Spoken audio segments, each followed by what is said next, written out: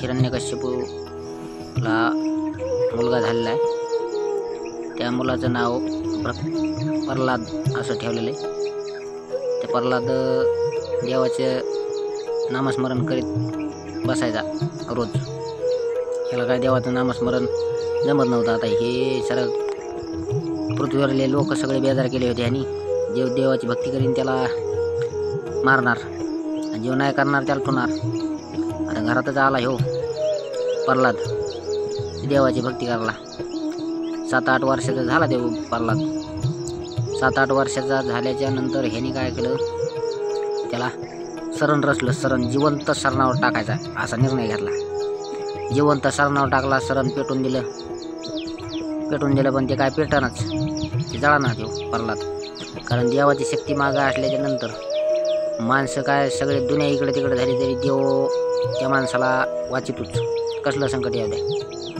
तसं त्यांनी ते शरण पेटून दिलं. त्याला काय जळलं नाही. पुन्हा उठून वापस आला. लाकडाची राख झाली पण ह्याच्या शरीराची राख झाली नाही. मग हे उठून वापस आला. वापस आल्याच्या नंतर घरी पुन्हा देवाचं नामस्मरण चालू द्यायचं. ओम विष्णवे नमः, ओम विष्णवे नमः असं नामस्मरण त्याचं चालू होतं. पुन्हा काही काळ लोटला की त्यांनी हे केलं, त्या प्रल्हादाला दरीतून सैनिकाला सांगितलं, ह्याला दरीत फेकून द्या खोल. पुन्हा वाचून माघारी नाही आला पाहिजे. ह्याला पुन्हा डायरेक्ट मृत्यू प्राप्त झाली पाहिजे याला.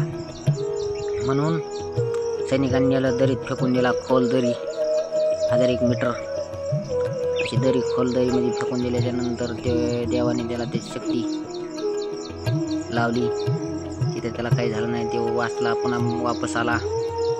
पुन्हा वापस आल्याच्या नंतर देवा आता ते त्याला कळलं हिरण्यकश्यपूला काही केल्याने मरणाचे. मग दोघाची चर्चा, दोघा जणांची बापल्याकाची, हिरण्यकश्यपू आणि प्रल्हाद. प्रल्हादाला सांगितलं की तू मरणा कस काय, तू देवाची भक्ती बंद करायची का नाही तुला, तू भक्ती बंद करतो का कशी मला सांग. ते म्हणला भक्ती बंद करीत नाही मी.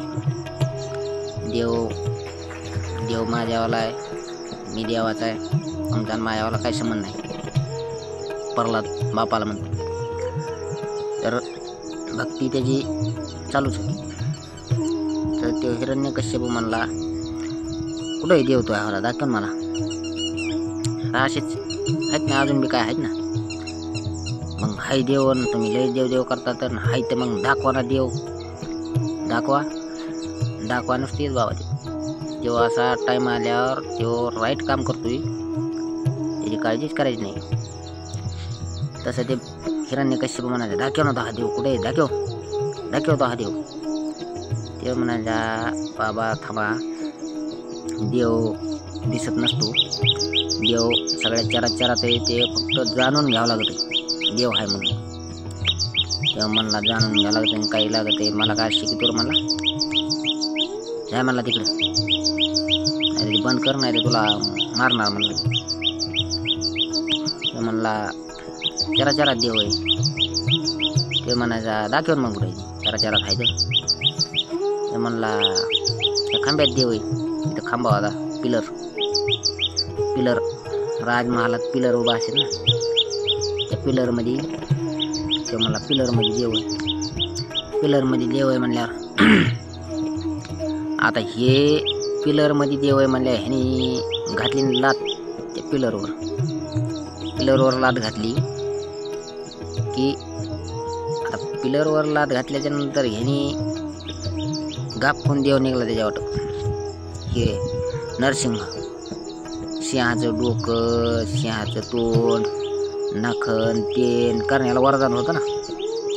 याला वरदानच असं होतं की मला शस्त्रांनी ना अस्त्रांनी ना बाईच्या हाताने ना गड्याच्या हाताने ना राक्षसाकडून ना देवाकडून ना खाली ना वर म्हणजे पृथ्वीवर ना वर आभाळात आकाशात असं त्याला ते वरदान होतं. ते वरदानच असं मागितलं होतं की ते कोणाला तुटणार नाही. पण देवाला सगळं माहीत असते, किरीक चापरा आहे. देव राईट करतोय. मग आता त्या देवाने घातला हिरण्यकश्यप अवतार, आपलं हिरण्यकश्यपच म्हणतो ते नरसिंह अवतार घेतला. नरसिंह म्हणजे अर्ध शरीर माणसाचं, म्हणजे माणसाचं शरीर म्हणजे कसं पाय हात माणसासारखी पण पुढं नाके, डोक्याला केस पण पुढं तोंड वाघाचं सिंहाचं. मग सिंहाचं तोंड ते हे माणूस नाही, धडगडी नाही, धड प्राणी नाही, पक्षी नाही. तर जेव्हा घेतला ह्यो लागला पळायला, मग कुकडे बी हिरण्यकश्यप पळायला लागला, धरला दरवाज्यात. आता हे मरण चुकत नाही, ते किती यांना दिल्या का तितकं होणार म्हणजे होणार. मग आता त्यांनी ते केलं ना, धरला दारात धरला, उंबऱ्यावर बसला देव, असा 2 पायावर उंबऱ्यावर देव बसला. ह्याला आकाशात ना जमिनीवर, घरात ना दारात, म्हणजे घरात ना बाहेर. ह्याला उंबऱ्यावर बसला आणि उंबऱ्यावर बसून पुन्हा असा गुडघ्यावर ठेवला आडवा, ना जमिनीवर ना वर आकाशात.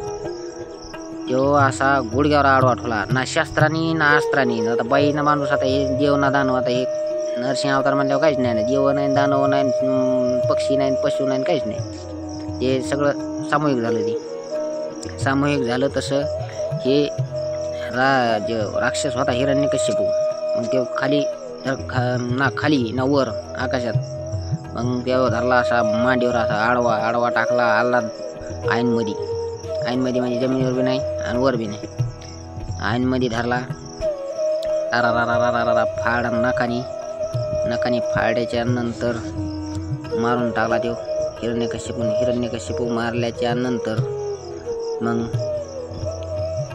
हे जय आणि विजय ह्या दोघांचे 2 अवतार संपले, एक जन्म त्यांचा संपला. आता देवाचे ते रक्त, राक्षसाचं रक्त, ते नख ते खाजायला लागले सगळं. देव काय शांत व्हायना, प्रल्हाद गेला मांडीवर बसला. देवा म्हणे शांत व्हा.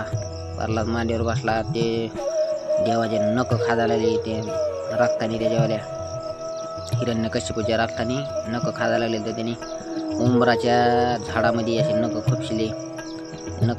तर ते झाडाला अजून उंबर लागत येते, खोडाला उंबर येतात, खोडाला ते नख खुपशिल्याचा परिणाम. त्या जे फळं लागत आहेत उंबराचे, त्यात का हवे किडेच, ते किडे खायला गे नसते, फळ किडे राहतात त्यात. मग ते पुढं त्याचं अजून विशेष कारण आहे. पण आता इकडं प्रल्हादाचं सगळं तवार 15-16 वर्षाचा प्रल्हाद झालेला होता. भक्त प्रल्हाद असं नाव त्याचं प्रसिद्ध झालं. आणि तिथून पुढं मस्त त्याचा संसार हे ते पुढं चालून मग त्याची कथा आता पुढं सांगतो. अजून बरीच कथा आहे. तोपर्यंत धन्यवाद. राम राम.